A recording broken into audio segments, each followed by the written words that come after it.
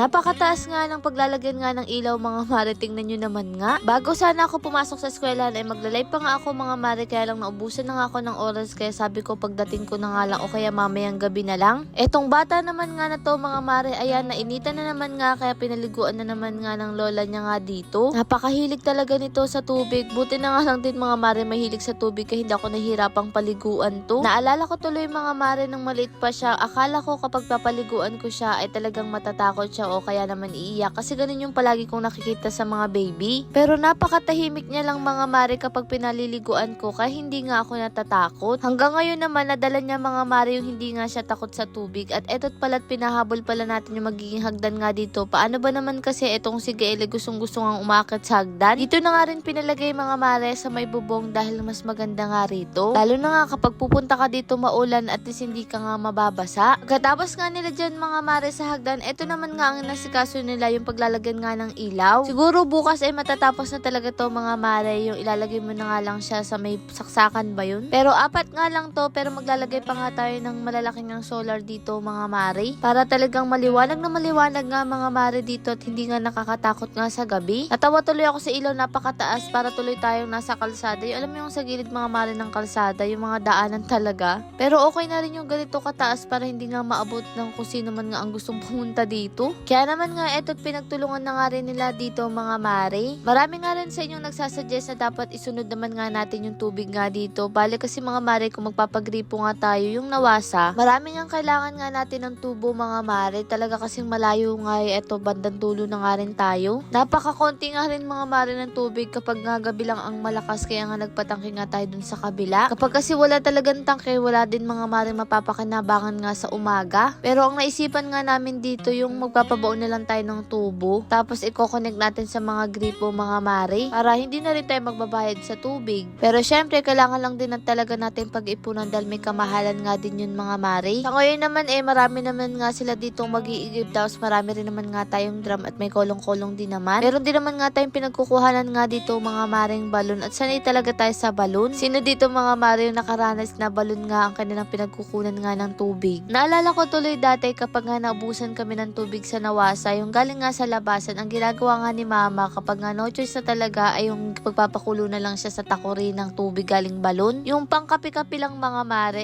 ganun din naman nga ang lasa, parang wala naman nga pinagkaiba, basta pakukuluan mo lang. Tapos syempre mga mare, dun din naman nga kami naglalaba, nagugas ng pinggan, naliligo. Tapos ayun, yung pangsasaing naman namin mga mare, yung sa gripo nga. Kaya kahit pa paano naman mga mare, may pinagkukunan din naman nga tayo ditong tubig, at itong kapaligiran natin, hindi na rin nakakapagtanim nga itong si tatay. Sa nangyayari nga ngayon, napakaganda talaga na may pananim nga tayo sa ating bakuran. Malaking bagay din talaga mga mare. Sabi ko nga kailangan namin mag-imbak nga ng pagkain tulad nga ng bigas, kahit ulam nandito na nga sa bakuran okay lang, basta may tubig din. Bale kararating nga lang din namin mga mare, sinundo kasi ako ni Ran, tapos kinuha niya nga rin yung resulta nga ng CT scan nga ni Inang. Sakto naman nga pagtambay nga namin dito, dumating nga itong asawa ni JM. Yung hinahanap yung mga mare ko nasa si JM, ayan, nag-asawa na nga po. Napakasipag nga ng napangasawa niya mga mare. Tingnan nyo naman nga, kahit sa murang edad ay talagang madiskarte na sa buhay. Talaga mga mare, ang maganda kapag gusto mo talagang mag-asawa, dapat marunong ka rin talagang tumayo sa sarili mong paa. Mahirap kasi kapag mag-aasawa ka,